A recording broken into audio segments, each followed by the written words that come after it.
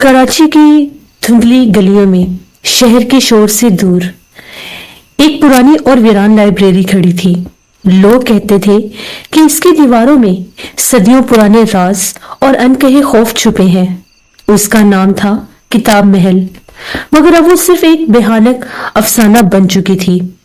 उस शाम ज़ीशान, जो कि एक नौजवान मेहनती हॉस्टल स्टूडेंट था, किताब महल की तरफ चल पड़ा।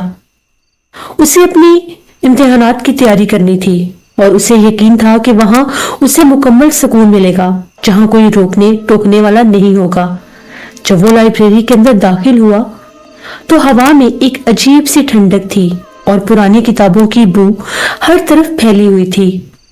दिन ढल रहा था और लाइब्रेरी के अंदर रोशनी मध्यम हो रही थी।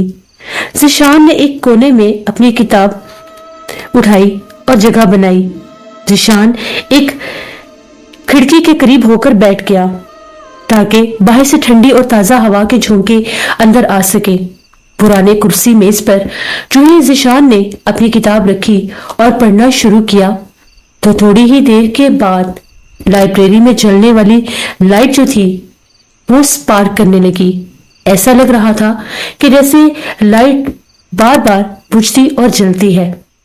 ज़ीशान थोड़ा परेशान हुआ और कहने लगा, इसे भी अभी खराब होना था। मैं तो यहाँ पर पढ़ने के लिए आया था, अब मैं क्या करूं? ज़ीशान फौरन से उठा और चारों ओर देखने लगा कि शायद कहीं और भी कोई लाइट हो।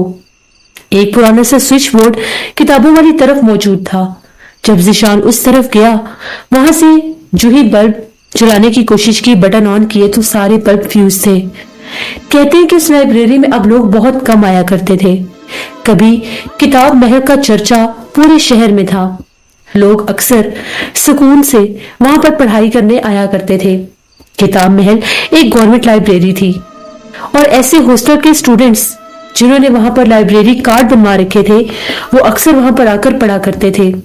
यहाँ पर पहल एक लाइब्रेरियन भी होता था जो इस लाइब्रेरी की हिफाजत किया करता था, मगर वो कहता था कि शाम के बाद मैं लाइब्रेरी में नहीं बैठ सकता। मेरा सर दुखने लगता है, सर भारी हो जाता है और ऐसा महसूस होता है कि जैसे चारों ओर से कोई बातें करता है, किसी के सरगोशियों में बोलने की आवाजें आती हैं। मैं उठकर चारों ओर देखता हूँ, कहीं कोई भी नहीं होता। लाइब्रेरी के अहाते में एक दरख्त भी लगा हुआ था। लाइब्रेरी बाकायदा तौर पर एक चार दीवारी में बनी हुई थी। बाजुकात तो लोग शाम के वक्त वैसे भी वहां पर आकर बैठा करते थे। वक्त गुजरने के साथ साथ किताब महल पर भी धूल जमने लगी और किताब महल पुरानी किताबों की तरह वीरान रहने लगा। लाइब्रेरियन का यह भी दावा था कि मुझे वहां पर अक्सर किसी औरत का होने का एहसास होता है, क्योंकि जब भी मैं पुरानी किताबों की शेल्फ की तरफ जाता हूं मुझे ऐसा महसूस होता है जैसे वहां पर कोई औरत खड़ी है। कई बार मैंने उसे पुरानी किताबों के करीब खड़े देखा। जो ही मैं उससे बात करने की कोशिश करता हूँ वो धुंधले अंधेरे में गायब हो जाती है। लोगों के दिलों में लाइब्रेरियन की बातें सुनकर खासा खौफ बैठ गया। लाइब्रेरियन तो वहां से गया ही गया, बहुत से इलाके के लोग भी उस लाइब्रेरी से दूर रहने लगे। लेकिन ऐसे बहुत से स्टूडेंट्स जिन लोगों ने लाइब्रेरी कार्ड बनवा रखे थे वो अक्सर लाइब्रेरी जाया करते थे। लाइब्रेरी की जो चाबियां थी वो लाइब्रेरी से करीब ही लाइब्रेरियन के घर में थी। कभी किसी स्टूडेंट को जाना होता तो पहले वो लाइब्रेरियन के पास जाते, वहां से चाबी लेकर उसे अपना मकसद बताते और उसके बाद कभी वो किताब लेनी होती या बैठकर पढ़ना होता तो वो लाइब्रेरियन को बताकर चले जाया करते। इसी तरह से वह गुजरता गया और ज़ीशान वो स्टूडेंट था जो अक्सर लाइब्रेरी में जाया करता था और वो ये कहता था कि वहां जैसे सुकून कहीं भी नहीं है। मैं जब भी वहां पर पढ़ने बैठता हूँ मुझे बहुत सुकून महसूस होता है।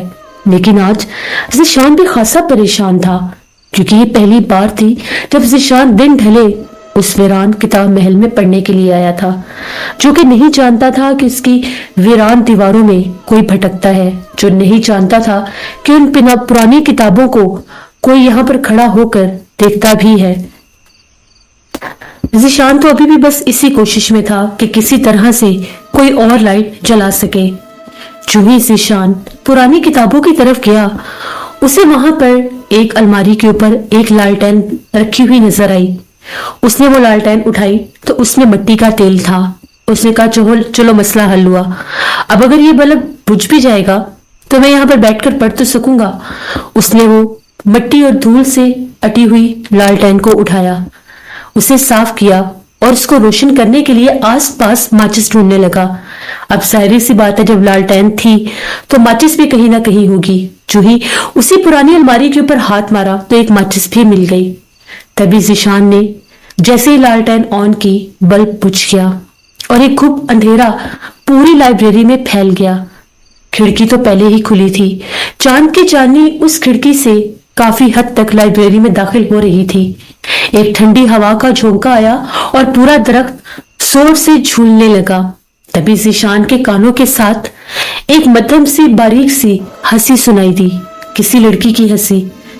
हो सकता है आसपास से कोई गुजर रहा हो। ज़ीशान लालटेन लिए चुपचाप आकर टेबल पर बैठ गया। खिड़की से ठंडी हवा के झोंके अंदर आ रहे थे।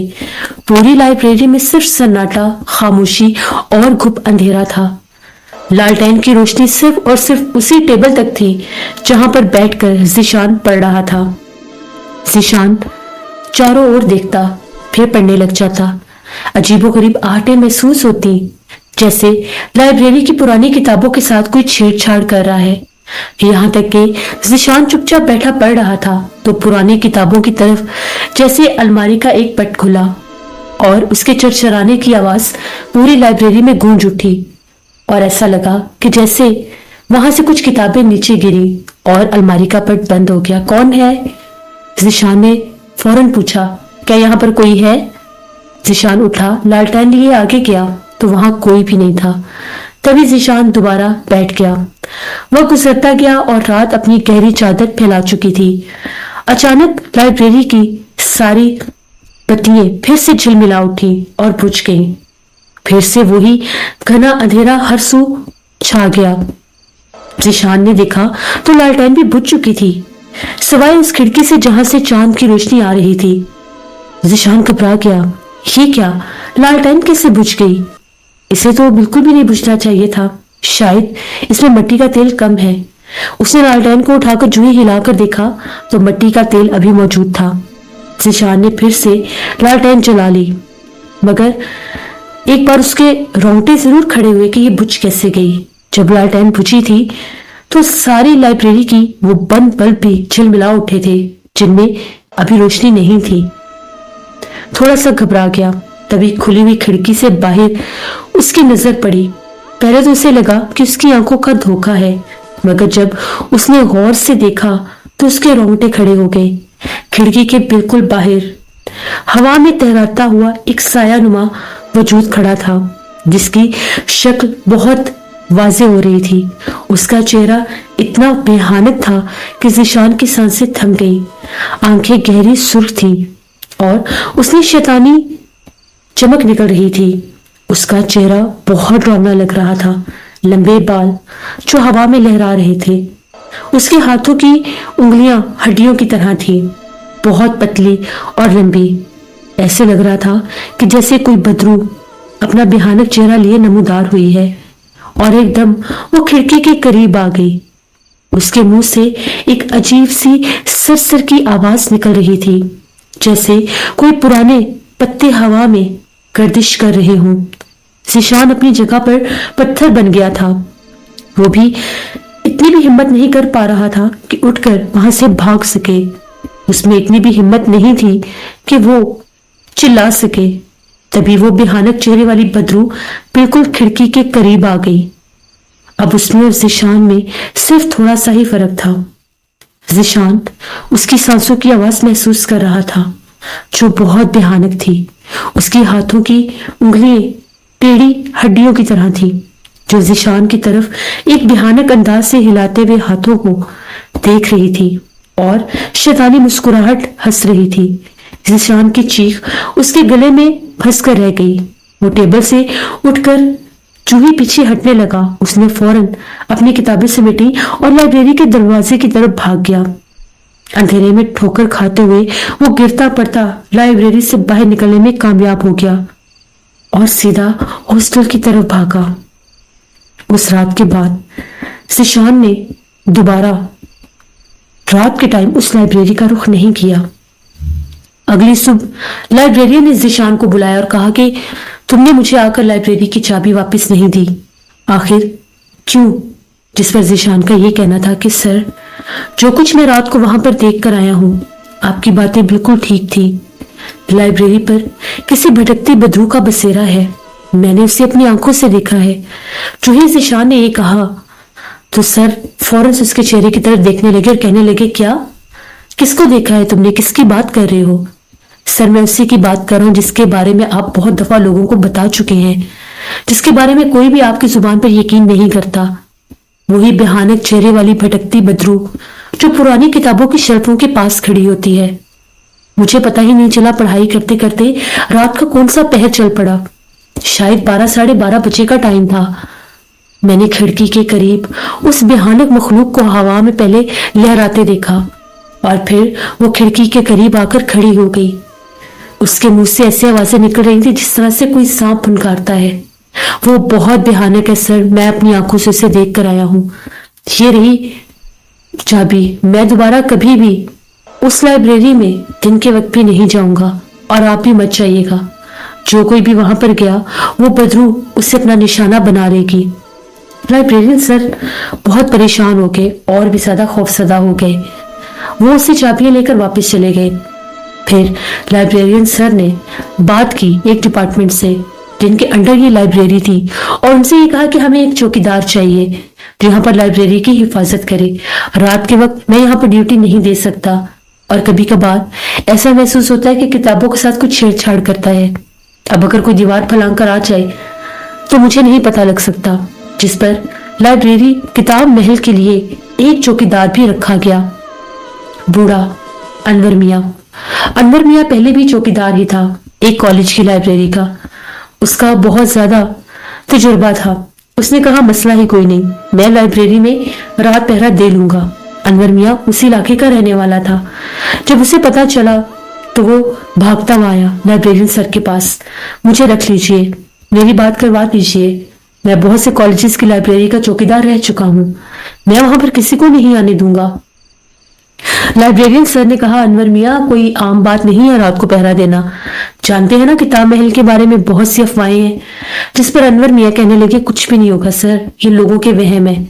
ऐसी बातें सुन सुनकर इंसानी फितरत है कि उसको वो वजूद, वो चेहरे दिखाई देते हैं जिनके बारे में वो सोच रहा होता है।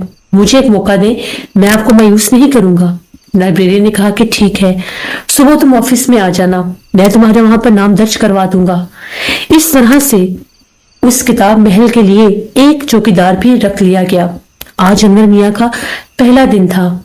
शाम होते ही करीब 6 बजे अनवर मियाँ लाइब्रेरी पर पहुंच गए।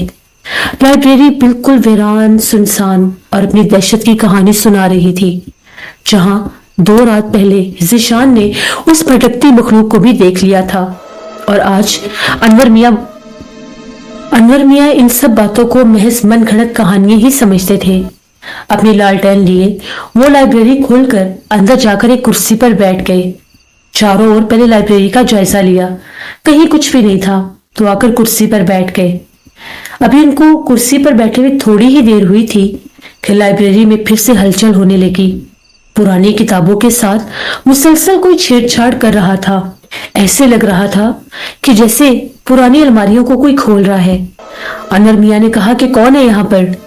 मेरे सामने आओ, मुझे डराने की जरूरत नहीं, मैं डरने वाला नहीं हूँ। अनवर मियाँ उठे और अपनी टॉर्च से जो ही पुरानी किताबों की तरफ देखने लगे तो उन्हें वहां पर सफेद लिबास में एक औरत खड़ी नजर आई। कौन हो तुम और इतनी रात को लाइब्रेरी में क्या कर रही हो? लाइब्रेरी का दरवाजा तो बंद था, तुम कहां से आई?